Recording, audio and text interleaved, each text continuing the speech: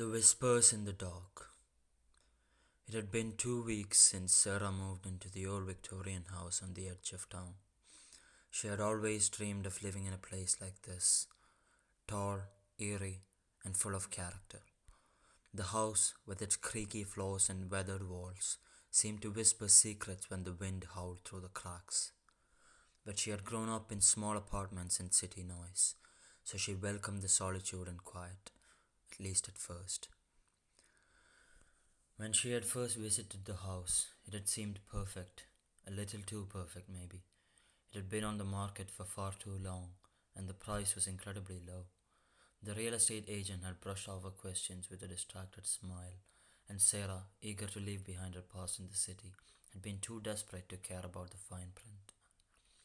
Now she was here, living alone in a place that had once belonged to someone else.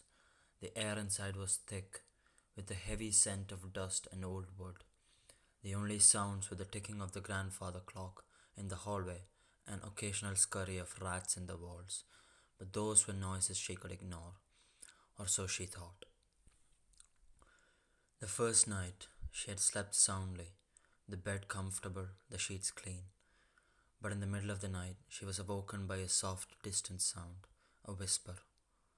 At first, she had thought it was just the wind, or perhaps a dream lingering in her mind. But it came again, clearer this time. Sarah. The voice was soft, almost gentle, but carried an unmistakable edge of something unsettling. It was almost as though someone had whispered her name right into her ear. She jerked awake, her pulse pounding in her chest. The room was dark, the shadows stretching across the walls. She sat up, listening, but there was nothing, just the oppressive silence of the house. The air felt colder now, as though the house itself were watching her, waiting. The next few days, the whispers persisted.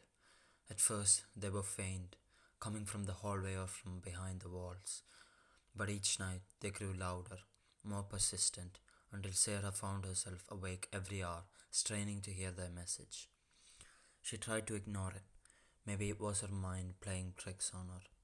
She had been under a lot of stress recently, moving to a new town, starting fresh, but there was something in those whispers that felt real, something that gnawed at her every time she heard it. The house, it seemed, was alive. One evening, after a particularly long day of unpacking and sorting through boxes, Sarah sat on the couch in the living room, watching the flickering light of the fireplace dance on the walls. She felt the weight of the house around her, the sense that something ancient and old was stirring just beneath the surface. She shook her head, trying to clear the thoughts from her mind. It was nothing, just the quiet, the isolation playing tricks on her. But then she heard it again. Sarah. It was louder now, almost as though the voice was in the room with her. She turned quickly, but the room was empty. Her heart raced. She stood up, her feet suddenly cold against the wooden floor, and made her way to the doorway. The hallway was dark, the shadows creeping along the edges of the walls. She hesitated for a moment, unsure of what to do, but then, driven by a sense of dread she couldn't quite explain, she stepped into the hallway. The air felt thick with tension, as though the house itself were holding its breath, waiting for something to happen. Sarah walked down the hall, her footsteps echoing in the silence. The whispers seemed to follow her, now a constant murmur, like a crowd of voices speaking at once. But she couldn't understand what they were saying. It was as though they were calling to her, urging her to come closer. At the end of the hall, the door to the basement stood ajar. Sarah froze. The basement. She hadn't ventured down there yet. The door had been closed when she moved in. The room beyond, dark and mysterious. She had told herself it was just a storage space, nothing to be worried about. But now, with the door cracked open, the darkness beyond seemed to beckon to her.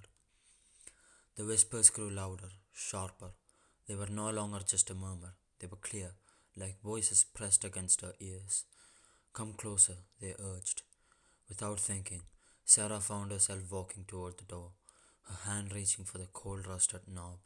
Her skin prickled with unease, but she couldn't stop herself. She opened the door fully and descended the creaking stairs into the dark, cold basement. The basement smelled of damp earth and rot, the only light coming from a single bulb dangling from the ceiling, casting long shadows across the concrete floor. The air felt heavy, thick with something that made it hard to breathe. As Sarah stepped deeper into the room, her heart pounded in her chest. She felt a strange pull, a compulsion to keep moving forward, deeper into the darkness. Then she saw it. In the far corner of the basement, tucked beneath a pile of old forgotten furniture, was something she hadn't noticed before, a large wooden chest covered in dust and cobwebs. The whispers were now deafening, their words clear and unmistakable. Open it. Sarah's fingers trembled as she reached for the chest, her mind screaming at her to turn around, to leave this place before it was too late. But her body moved on its own accord, as though the house itself were taking control of her actions. She knelt down and unlatched the rusty locks, the sound of the metal scraping against the wood sending a shiver down her spine. The lid creaked open. Inside the chest was a collection of old belongings, clothes, photographs, and trinkets, but buried beneath them was something else, something dark, something alive. A small leather bound book, its cover cracked and worn with age, lay at the bottom of the chest. Sarah's breath caught in her throat as she reached for it, her fingers grazing the surface of the book.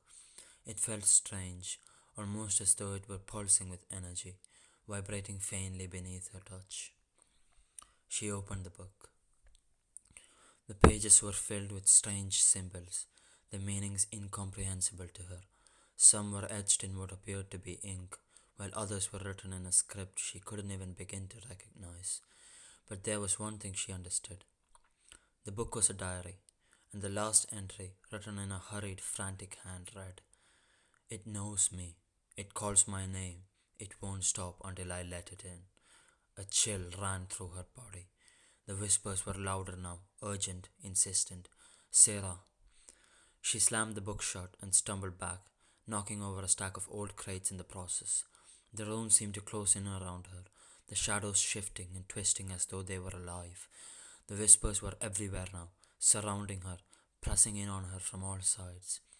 Then she saw it, a figure standing at the top of the stairs.